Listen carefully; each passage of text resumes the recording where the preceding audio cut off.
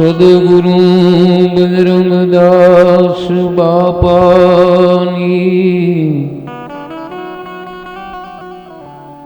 શ્રી ખોડિયાર માની, શ્રી મેલડી માની જય, શ્રીમદ ભાગવત ભગવાનની જય, સર્વે પિતૃ નારાયણ દેવની જય, પ્રેમ સે બોલો નમઃ પાર્વતી પતિ હર મહાદેવ।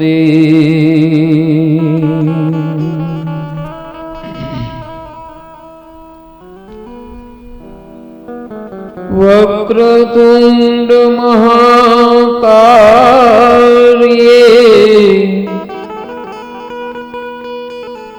સૂર્ય કોટી સમપ્રભ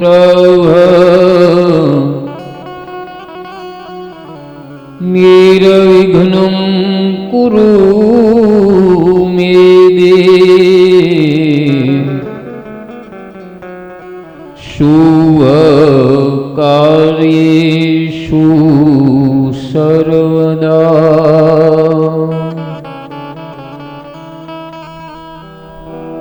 વંદે દેવોમાપતિ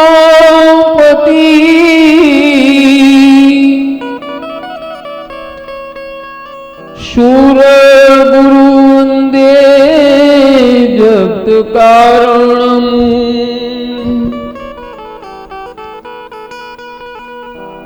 વંદે પદ્મભૂષણં ગધરં, વંદે પશુનાં પતિં,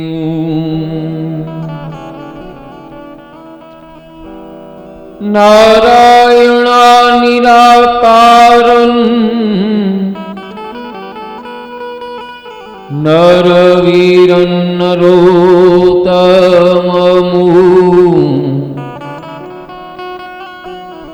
નૃસિંહન્નાગનાથન ચતન વંદે નરકાતમુ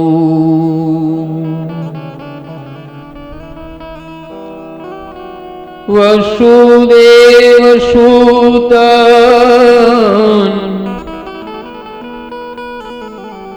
દેવન કંસ ચારુરમરદનમુ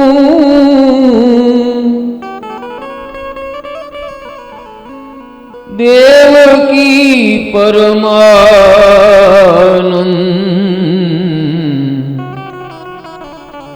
કૃષ્ણ વંદે જગદગુરુ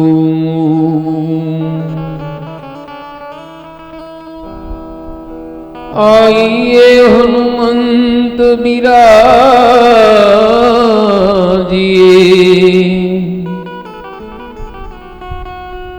પ્રેમ સહિત ગાદી ધરું કથા કહું મતી અનુસાર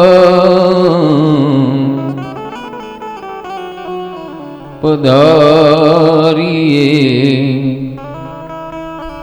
પવન કુમાર પધારીએ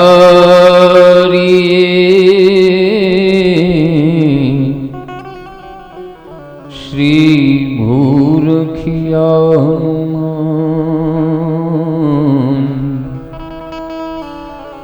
પધારીએ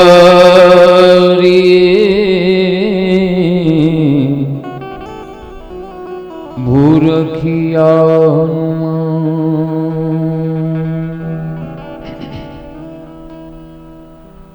બોલો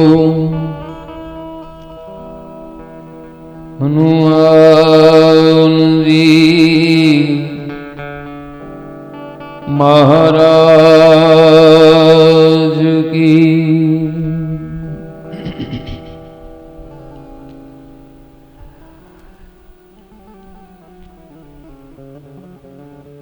પરમાત્મા કૃષ્ણ ભગવાનની અસીમ કૃપાથી હનુમાનજી મહારાજના અનુગ્રહથી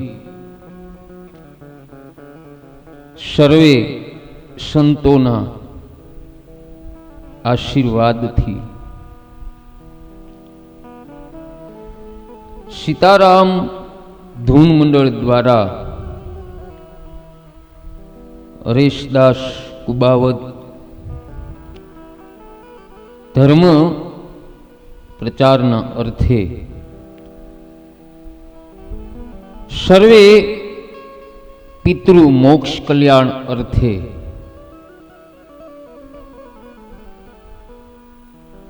ખોડલ પાર્કના આંગણે શ્રીમદ ભાગવત જ્ઞાન યજ્ઞનું પારાયણ. તો સૌ પ્રથમ હનુમાનજી મહારાજના ચરણોમાં પ્રણામ. સદગુરુ બજરંગદાસ બાપુના ચરણોમાં પ્રણામ. જગદંબા માં નવદુર્ગાના ચરણોમાં પ્રણામ. માયક ગણોની પ્રણામ. બંને સંગીત રાણાભાઈ વિરમભાઈને પ્રણામ. તેમજ સર્વે વિપ્ર સમાજને પ્રણામ. પ્રથમ દિવસની વ્યાસપીઠ ઉપરથી બપોર પછીની કથામાં મારા સર્વે પ્રેમી શ્રોતાઓને આપના દાસ ઘનશ્યામના જય સિયા રામ બોલો બધા પ્રેમથી. જય સિયા રામ, જય સિયા રામ. કથાનું દર્શન કરતા પહેલા ભગવાનનું ભાવથી નામ કીર્તન કરીએ. જો બહેનો ભાઈઓ, આપણે જેવું કીર્તન કરશું ને એવો જ આપને ભાગવત કથાનો રંગ લાગશે. તો કીર્તન કેમ કરવું એ પણ ભાગવત શાસ્ત્ર બતાવે છે કે નાભિયેથી નાદ ઉપાડવો, ઊંચા અવાજથી કીર્તન ગાવું, તાલી સાથે અવાજે ઊંચો રાખવાનો અને તાલી પણ જોરદાર પાલવાની. આ રીતે આપણે તાલી કરશું, કીર્તન કરશું તો ખૂબ આપને બધાને ફાયદો થશે. તો સુંદર મજાનું કીર્તન કરીએ અને પછી ભાગવત કથાનું મહાત્મયનું દર્શન આપણે જોઈએ. છે મંત્ર મહા મંગલકારી, ઓમ નમઃ શિવાય, ઓમ નમઃ શિવાય. બોલો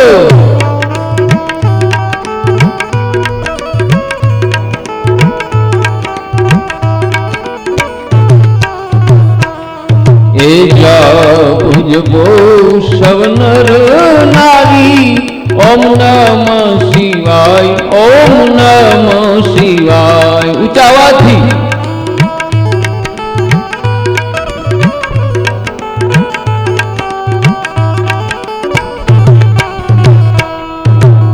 મંત્ર થી રામ વિજય નેવરિયા. બોલે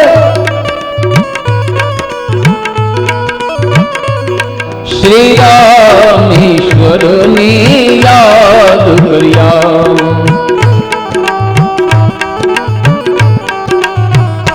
કરી પૂજા ને શિવ પ્રસન્ન કર્યા. ઓમ નમઃ શિવાય, ઓમ નમઃ શિવાય. બોલો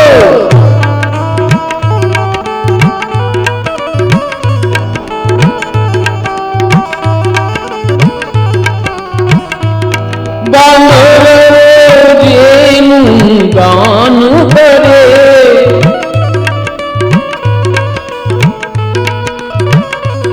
શનકાદિક એ રસપાન કરે. બોલો ભાવથી શ્રી વ્યાસ સદા મુખથી ઉતરે. ઓમ નમઃ શિવાય, ઓમ નમઃ શિવાય. બોલો ભાવથી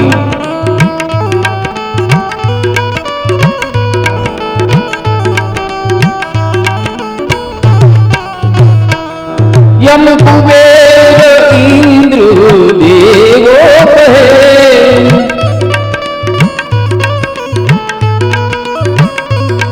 એ મંત્ર સદા જપવા જેવો.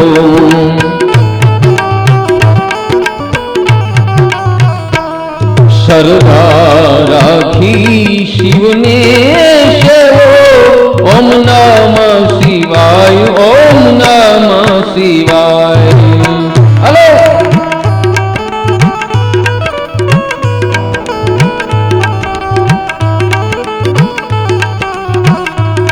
ઋષિ મુનિઓ જેના ધ્યાને છે,